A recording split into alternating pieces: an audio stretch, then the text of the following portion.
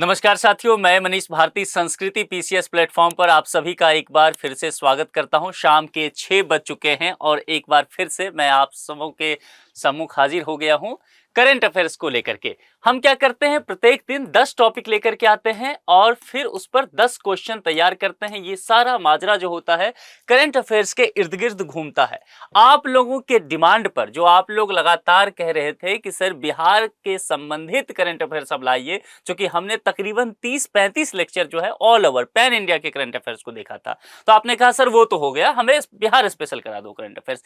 तो अब जो है आप देख रहे हैं लगातार हम बिहार स्पेशल करंट अफेयर्स लेकर के आ रहे हैं और इसीलिए ये आपके लिए ज्यादा जरूरी होगा, क्योंकि यहां पर 20 से 25 क्वेश्चन इसके इर्द गिर्द घूमता हुआ नजर आएगा। आपके सिलेक्शन में सबसे महत्वपूर्ण भूमिका यहां से शुरू होने वाला है ना। तो 42 लेक्चर तक पहुंच चुके हैं। इससे पहले के जो लोग लेक्चर नहीं देखे हैं, जाकर के प्लेलिस्ट में पूरा देखिए।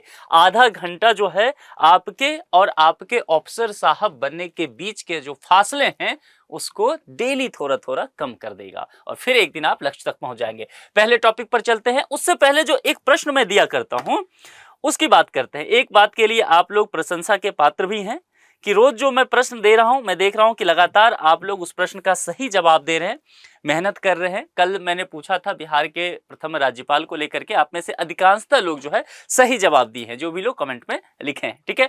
बाकी मैं ये भी कहा था कि क्वेश्चन 1 का क्या जवाब होगा, 2 का क्या जवाब होगा, ये भी लिखते चलिए। बहुत सारे लोग इस चीज को अब अपने प्रैक्टिस में लेकर के आए हैं। जो लोग नहीं लाए हैं अभी तक, मैं उम्मीद करता हूं कि जब वो मोबाइल से, टैबलेट से, लैपटॉप पर बैठ के मेरा लेक्चर देखेंगे तो थोड़ा सा हाथों को, उंगलियों को कसरत भी कराएंगे और जवाब देते चलेंगे ताकि आपको चीजें याद होते चले, है ना। देखिए यहां पर क्या है, बंगाल दैनिक हितवाद का उप संपादक थे। ध्यान दीजिएगा शब्द पर। जब भी एग्जाम में जाइएगा तो एग्जाम में प्रश्न के जो पुछल्ले शब्द होंगे उसको जल्दबाजी में कतई नहीं पढ़ना है। देखिए सही अभ्यर्थी वही है जो प्रश्न को सही समझ ले। अगर प्रश्न को सही से समझ लिया तो 50% हल तो वही कर लिया। यहां पूछा गया है उप संपादक। हम सभी जो है दरअसल क्या करते हैं, संपादक मान के चलते हैं, कौन संपादक रहे होंगे, और वही चलते हैं न्यूज़पेपर वगैरह का, तो यही होता है मैगजीन सबको लेकर के। तो आपके दिमाग में जरूर आ जाएगा तेजी से पढ़ते हुए संपादक कौन थे और गलत जवाब आप देके चले आएंगे, ठीक है। यहां पूछा गया है उप संपादक को लेकर के, संपादक से नीचे जो रहे हैं। और यहां पर क्या है, बंगाल दैनिक हितवाद को लेकर के 4 नाम दिया गया है।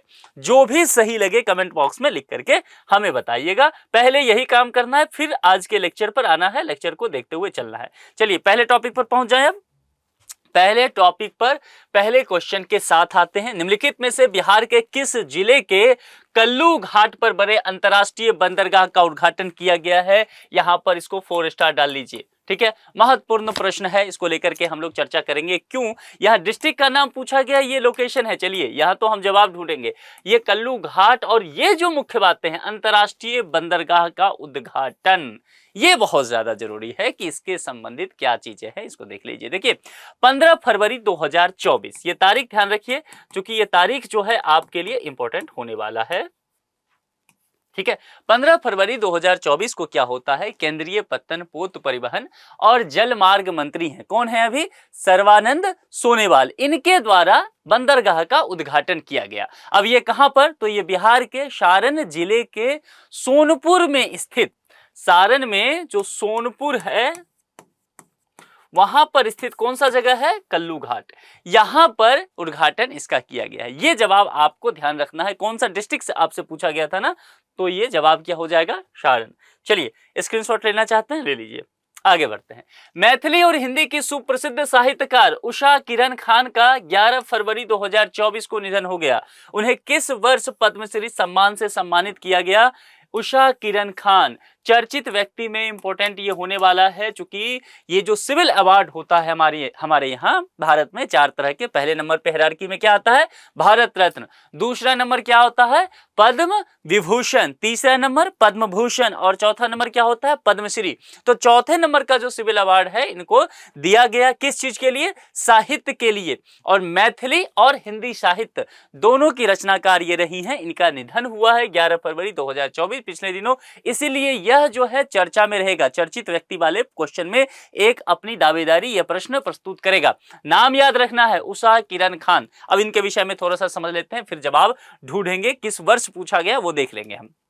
देखिए, मैथिली और हिंदी की सुप्रसिद्ध साहित्यकार उषा किरण खान को जो पद्मश्री सम्मानित किया गया, दरअसल यह जो घटना हुआ था, मतलब पद्मश्री जो दिया गया भारत सरकार के द्वारा, यह 2015 में दिया गया। वर्ष यहाँ पर लिखा है ए में, तो यह जवाब तो हो गया।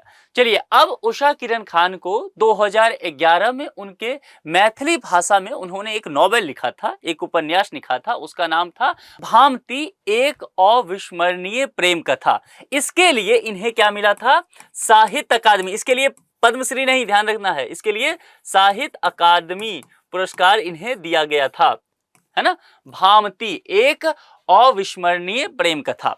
2012 में भारतीय सांस्कृतिक संबंध परिषद द्वारा उनके उपन्यास, जो सृजनहार उपन्यास था, इसके लिए कुसुमांजलि साहित्य सम्मान और 2015 में भारत सरकार द्वारा पद्मश्री सम्मान भी इन्हें दिया गया। 2 भाषाओं में लिखती रही, मैथिली और हिंदी, दोनों ही भाषाओं में इनका पकड़ बहुत अच्छा माना गया। ठीक है, इनकी बहुत अच्छी किताबें जो मैंने बताया भामती को लेकर के, तो वह भी आप पढ़ सकते हैं। मैथिली में बहुत ही अच्छी लव स्टोरी है, मैंने इसको ऑलरेडी पढ़ रखा है, तो आपको सजेस्ट करूंगा अगर आप पढ़ना चाहें इस पर जा सकते हैं। ठीक है, दूसरे प्रश्न का सही जवाब क्या हो जाएगा? ए, वर्ष 2015। चलिए आगे बढ़ जाएं, तीसरे पर चलते हैं। हाल ही में आई एक रिपोर्ट के अनुसार देश भर में 19.25 करोड़ गाय है।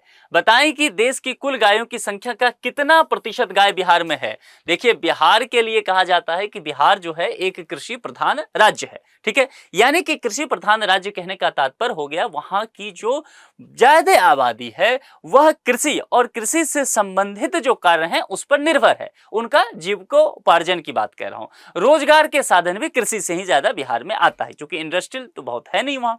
तो इस बात को लेकर के अगर देखेंगे तो यहां पर जो है गाय जो है वह कृषक के घर के एक सदस्य के रूप में देखा जाता है ना, इसलिए गाय हमारी माता है, ये हम लोग कहते हैं ना। इसकी वजह यही है कि वो घर के सदस्य के रूप में, चूंकि उस घर की आर्थिक स्थिति जो है किसान का वह गाय पर निर्भर हो जाता है। अब यहां पर देखिए, ये रिपोर्ट एक आया है, तो रिपोर्ट पर ध्यान देना है, चूंकि इस तरह की रिपोर्ट से जो चीजें आती है उस पर आयोग का नजर रहता है, और कृषि प्रधान राज्य है तो इस पर भी आपको प्रश्न आ सकता है। देखिए, देश भर में कहा गया है कि गायों की अगर संख्या लेकर के बात करेंगे तो यहां आपको बताया भी गया है तकरीबन 20 करोड़ के आसपास जो है ये रिपोर्ट कह रहा है कि देश भर में, ये पैन इंडिया का है। ठीक है, अब यहां पर कहा गया है कि बिहार को लेकर के बताएं संख्या कि कितना हो सकता है।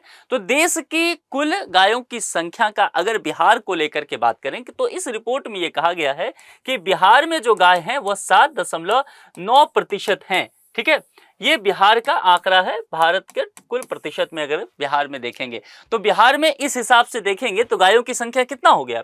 अगर आंकड़ा मान लीजिए, आप सिंपल मैथमेटिक्स पढ़े हैं, डीआई पूछा जाएगा बीपीएससी में, है ना, 10 क्वेश्चन जो डीआई से है वह रहेगा आपको प्रीलिम्स में भी, डेटा इंटरप्रिटेशन, तो उसमें इसी तरह के प्रश्न रहेंगे। अब मान लीजिए यहाँ पर 19.25 करोड़ जो यहाँ पर दिया गया है, पैन इंडिया का ये रिपोर्ट कह रहा है, और उसमें से आपको परसेंटेज बता दिया गया 7.95%, तकरीबन 8% कह सकते हैं, ये बिहार में है। तो अब आंकड़ा इसमें से निकालने आपको दे देगा कि बिहार में फिर कितने गाय हैं, तो तकरीबन ये देखेंगे तो 1.5 करोड़ के आसपास आएगा, 1.54 CR, हाँ इतना ही आएगा। ये बिहार में गायों की संख्या है ना, नंबर ऑफ काउज को लेकर के यहां पर हम बात कर रहे हैं, ये ध्यान रखिएगा। ठीक है, ये आंकड़ा आपको, चूंकि ये ना पूछ के ये भी पूछा जा सकता है तो ये मैंने बता दिया, इसलिए यहां पर जो हम देखेंगे 7.95% विकल्प सी के साथ जाएंगे।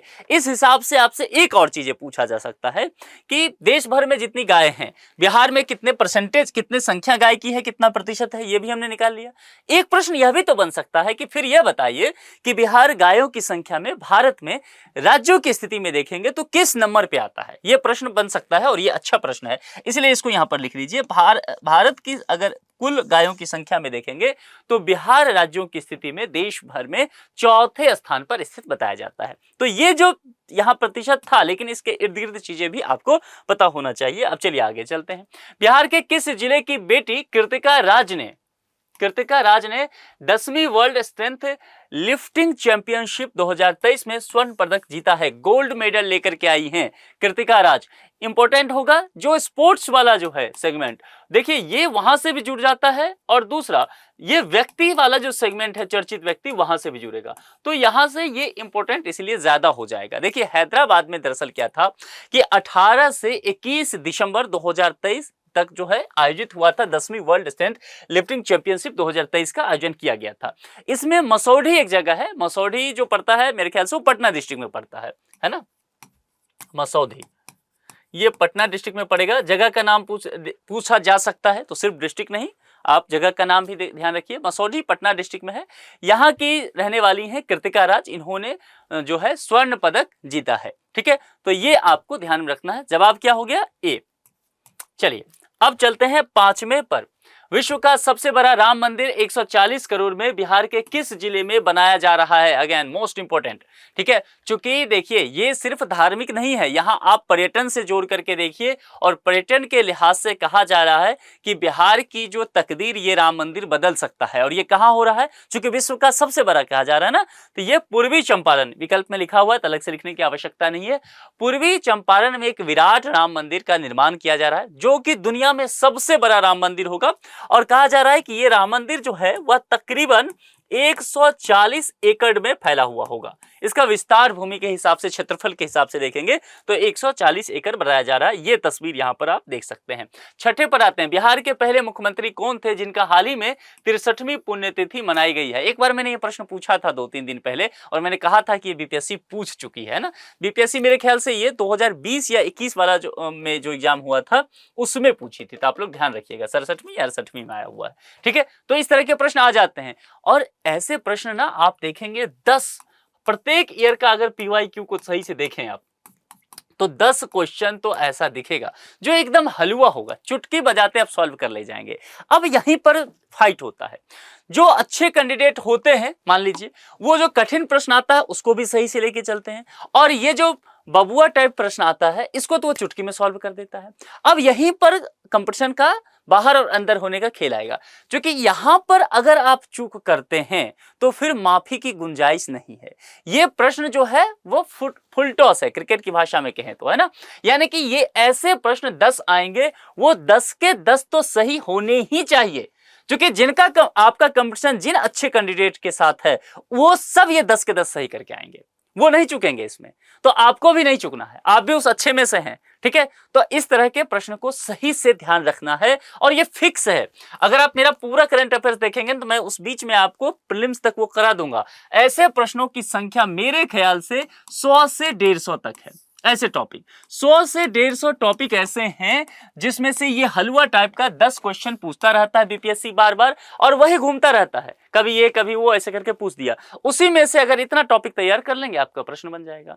तो अगर मान लीजिए इतना टॉपिक तैयार करके 10 क्वेश्चन आप सॉल्व कर सकते हैं, तो समझ रहे हैं कि आप 1 नंबर से हजारों स्टूडेंट आगे पीछे होता है, तो आपका कितनी दावेदारी मजबूत हो जाएगी। इसीलिए कहता हूं ऐसे प्रश्नों पर ये नहीं सोचना करे ये तो बहुत ईजी प्रश्न है, नहीं, यही आप गलत करके आएंगे। बिहार के पहले मुख्यमंत्री बिहार केसरी, अब देखिए सब कुछ पूछ देगा और पूछेगा बिहार केसरी किन्हें कहा गया। अब इस प्रश्न में कहीं बिहार केसरी की चर्चा नहीं किया गया, लेकिन जो मुख्यमंत्री रहे सबसे पहले उन्हें बिहार केसरी कहा जाता रहा। अब देखिए ये फैक्ट आपसे पूछ दिया, आप कहेंगे भाई हमने तो फर्स्ट सीएम के बारे में सब कुछ पढ़ के गए थे जो कि डॉक्टर श्री कृष्ण सिंह है, हम सब जानते हैं, लेकिन यहां पर गलत हो जाएगा। तो यही चीज ध्यान रखना है कि यहां पर जो इनके साथ संबंधित जो कुछ चीजें हैं वह भी आपको पता होना चाहिए। मामला समझ में आ गया।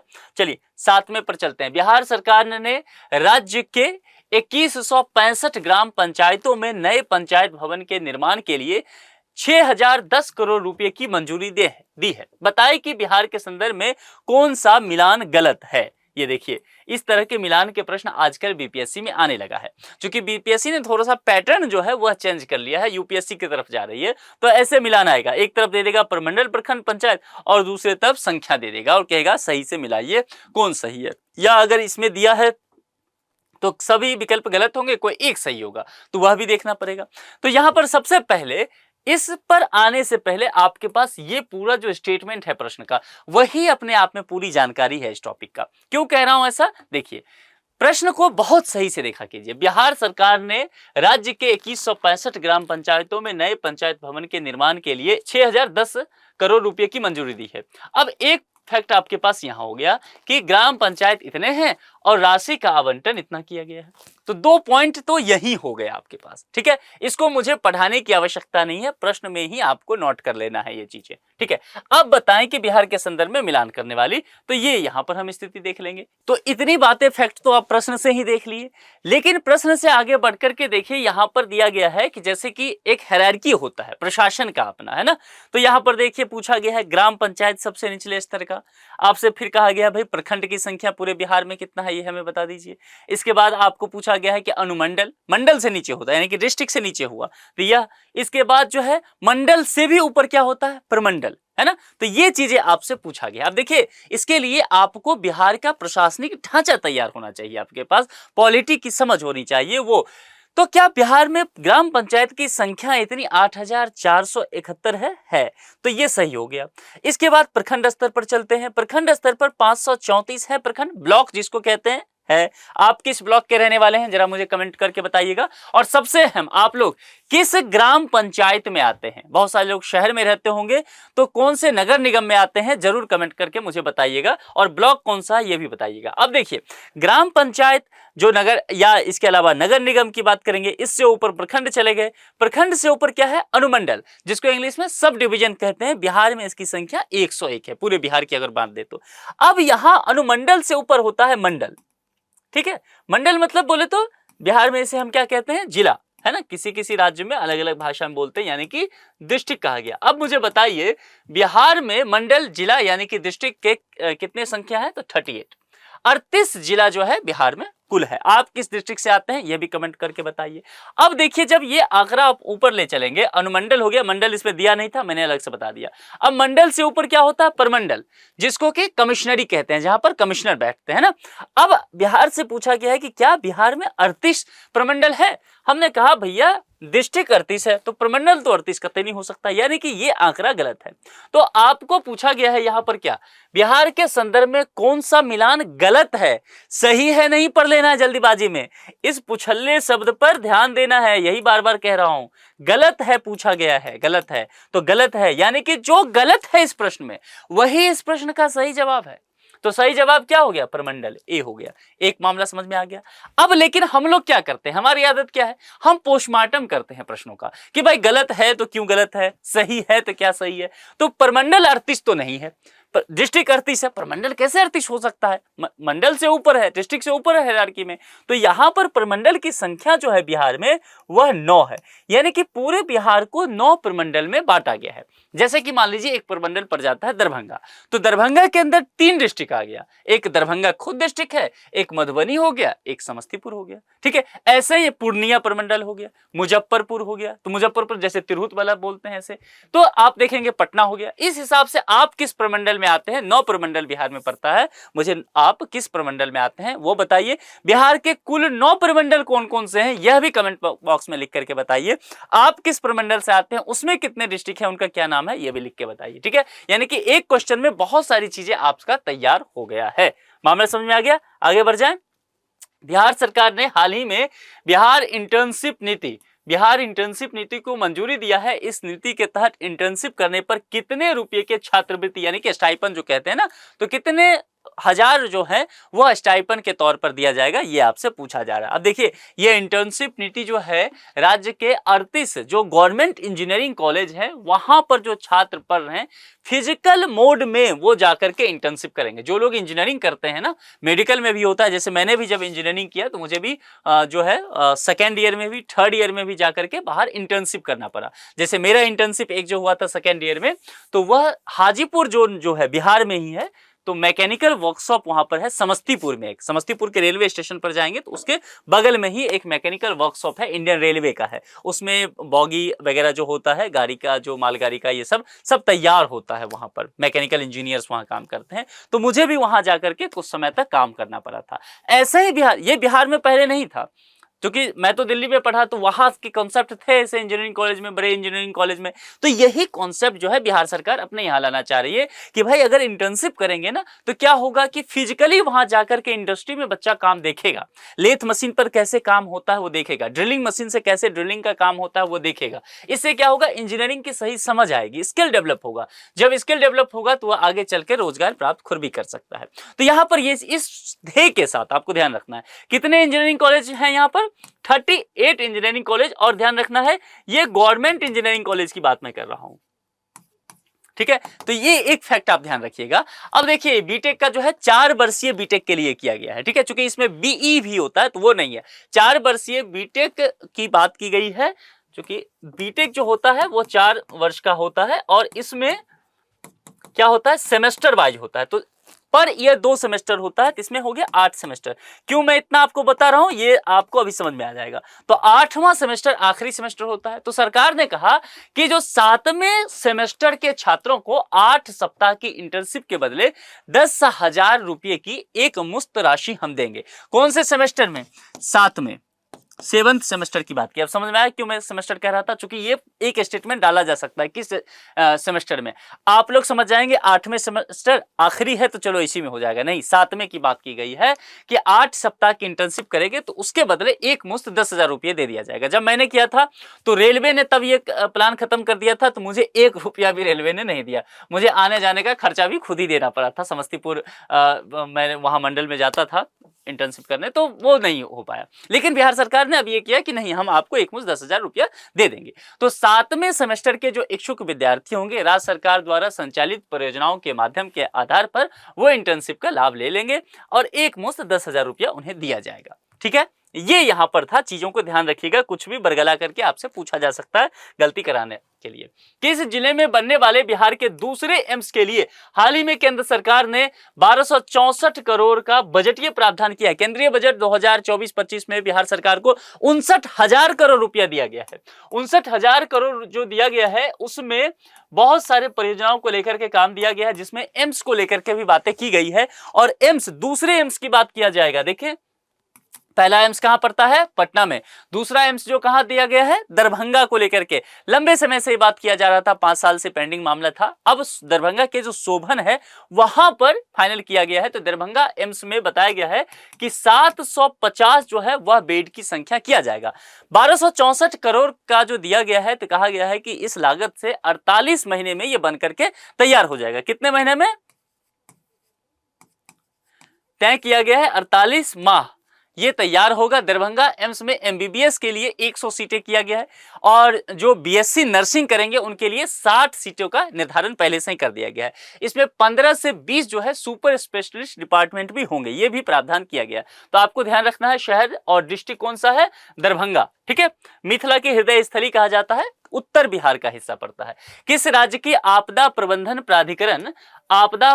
प्राधिकरण द्वारा नीतीश, ये नीतीश कुमार नहीं है, यहां पर नीतीश का अर्थ अलग है, ठीक है, ये शॉर्ट फॉर्म है। नीतीश नाम से एक सुरक्षा डिवाइस लॉन्च किया गया है। मोस्ट इंपोर्टेंट, यहां पर आप 4 स्टार, 5 नहीं रखिए, 4 स्टार कर दीजिए। साइंस टेक से है रिलेटेड, तो ये चीजें ऐप वगैरह से रिलेटेड चीजें हैं, तो ध्यान रखिएगा। यह बिहार सरकार का ही इनिशिएटिव है। तो प्रश्न का सही जवाब तो बिहार हो जाएगा, आप ध्यान रखिएगा। क्योंकि बिहार का एग्जाम देने जाएंगे तो ध्यान रखना है कि भाई बिहार का था, आप सही जवाब देके आएंगे।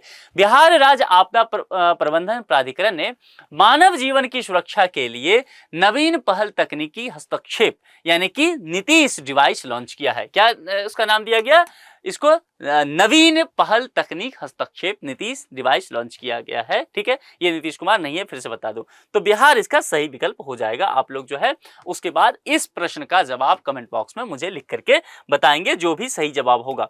1 से 10 तक जो भी आपने वीडियो देखा है, तो 1 का क्या सही जवाब होगा, 2 का क्या सही जवाब होगा, कमेंट बॉक्स में लिख के बताइएगा। मैंने पूछा है कि आप लोग किस पंचायत के हैं, किस नगर निगम के रहने वाले हैं, फिर किस ब्लॉक के रहने वाले हैं, किस डिस्ट्रिक्ट से आते हैं, ठीक है। आपका जो डिस्ट्रिक्ट है किस कमिश्नरी में आता है, किस प्रमंडल में आता है, किस प्रमंडल से आप हैं, और जिस प्रमंडल से आप हैं उसके अंतर्गत कितने डिस्ट्रिक्ट हैं। देखिए आप ये कमेंट बॉक्स में जवाब जरूर लिखिए, इस वजह से कह रहा हूं तो कि थोड़ा सा अगर आप 1-2 मिनट निकाल के ये काम कर लेंगे तो आपके माइंड को ये याद होगा चीजें। तो सिर्फ सुनते रहेंगे तो सुनकर के बहुत सारी चीजें निकल जाता है हमारे दिमाग से, फिर वो स्टोर नहीं हो पाता है। तो इस तरह से चीजें करेंगे तो आपको याद हो जाएगा, परीक्षा भवन में आप नहीं भूलेंगे। तो थोड़ा सा मेहनत और कर लेना है ना, समय दे ही रहे हैं तो थोड़ा सा कमेंट भी कर लेना है। तो चलिए, और बाकी दोस्तों के साथ लेक्चर को शेयर कीजिए कि भैया यहाँ पर आ जाओ और हम लोग शाम में 6 बजे करंट अफेयर्स रोज पढ़ लेते हैं। ये एग्जाम तक, प्रीलिम्स जब तक नहीं होगा तब तक चलता रहेगा। ठीक है, तो कुल मिलाकर के इसी वादे के साथ कि आपसे फिर कल मुलाकात होगी। संस्कृति पीसीएस चैनल को सब्सक्राइब कर लीजिए और अपना बेहद ख्याल रखिए। बहुत बहुत शुक्रिया, थैंक यू।